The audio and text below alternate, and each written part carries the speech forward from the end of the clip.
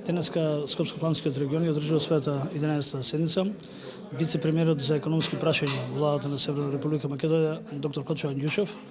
заедно со министерот за локална самоуправа Суха Весели,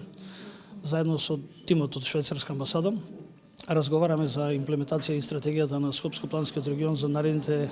10 години. Од причина што стратегијата од 1911 до 1919 е веќе во завршна фаза, мораме да ги мапираме сите клучни точки кои што ќе бидат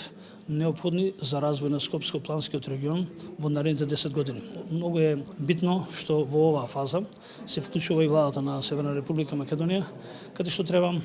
да помогне покрај имплементацијата и преговорите со Европската унија во делот 22, каде што разговараме за регионален развој и развој на скопско-планските региони, како во Скопје, така и во Македонија. А разговараме и за она што треба да представува заедничка апликација за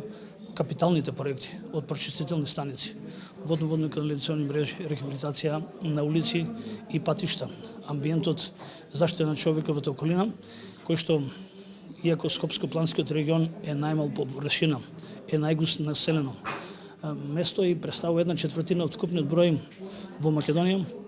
од населението кој што присуствува, екзистира и живее. Од тие причини голем е предизвикот Скопско-Планскиот регион да направи вистински димензионирање на својата стратешка политика и од денешната седница треба да произлезат покрај акционите планови, стратегиски точки, мапирање на она што представува и да развој на Скопско-Планскиот регион, секако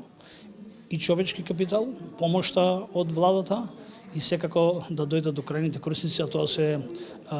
единиците на локалната самоуправа, вкупно 17 на територија на градот Скопје или на Скопско-Планскиот регион.